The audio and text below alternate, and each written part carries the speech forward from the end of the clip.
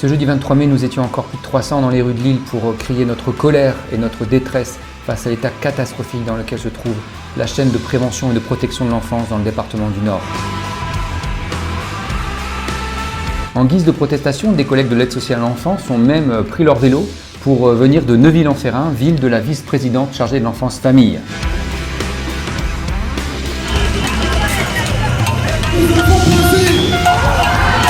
Pour les enfants placés, pour les enfants placés, pour les enfants placés, pour les enfants placés. Et notamment M. Valenciennes qui est en grève totale et qui est présent aujourd'hui. Nous étions très nombreux une fois encore, juges, avocats, travailleurs sociaux, députés, enfants de l'ASE, à manifester ensemble dans les rues de Lille.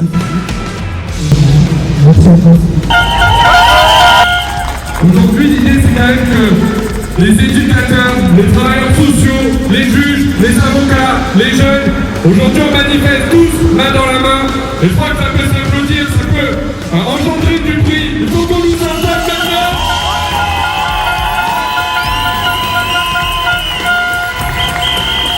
Bravo à nous, bravo à vous. Si le combat il n'est pas gagné, en tout cas il est déjà bien entamé et on lâchera rien. Et pour les enfants placés, pour les enfants placés, pour les enfants placés.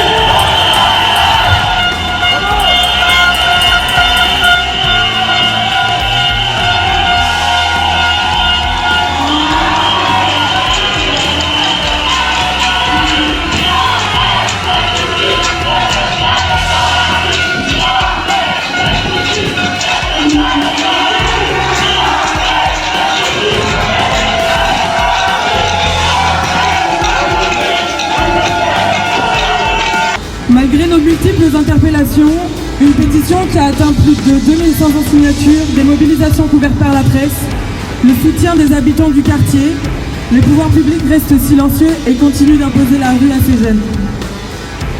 Nous demandons toujours une concertation des différentes institutions, du département du Nord, de la préfecture et de la MEL, afin de proposer une réelle solution d'hébergement pour ces jeunes pendant toute la durée de leur recours.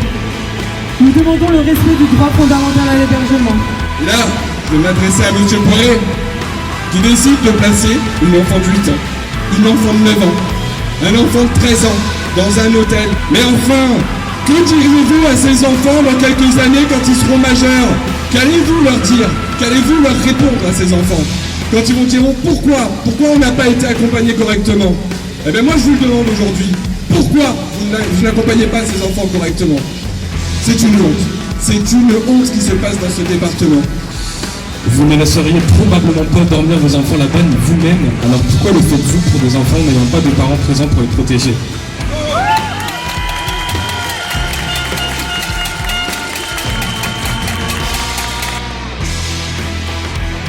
Et le vendredi 24 matin, des collègues mobilisés ont souhaité accueillir l'équipe de la Défenseure des droits qui était en déplacement spécialement sur l'île pour rencontrer des professionnels de terrain. Le message était simple, c'est « Entendez-nous ». Ce dernier message est pour les enfants et adolescents placés en foyer. Ne lâchez rien, on est là, on ne vous lâchera pas. Des milliers de militants, de travailleurs sociaux se battent tous les jours et continueront de se battre dans l'espoir et la conviction de vous offrir la meilleure vie possible. Merci à vous. Excusez-moi, là, je suis mauvais là. Je suis mauvais.